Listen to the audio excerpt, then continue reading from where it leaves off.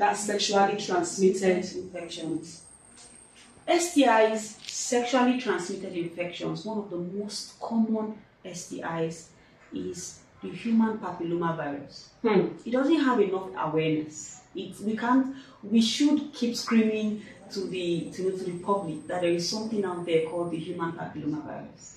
The human papillomavirus has various strains, right? It can be on the phallus of the male gender. It can be inoculated to the females during contact sex, but it might not even have a symptom. Yes, there are some strains that might not show up as symptoms. There are some strains that can bring about what we call genital wart. That is just an abnormal mushroom growth-like bumps around the genital area.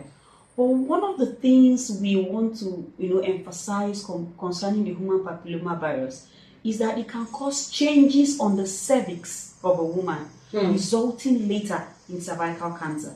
Cervical cancer, which is the second most common cancer after breast cancer in women. You see how important it is.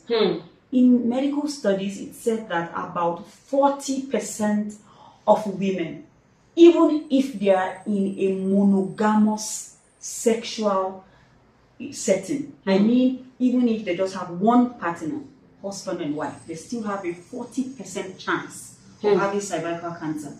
Cervical cancer, the root cause is human papillomavirus. So yes, it's one of the biggest elephant in the room, and yet nobody knows it's there.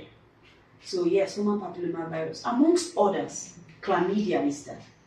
Chlamydia and gonorrhea, these are bacterial infections that are sexually transmitted. And then they might be asymptomatic in young girls. Asymptomatic, no symptom. The lady would not even know she has it. But they can track through the female genital system and cause what we call a pelvic inflammatory disease, which can result in infertility later in life.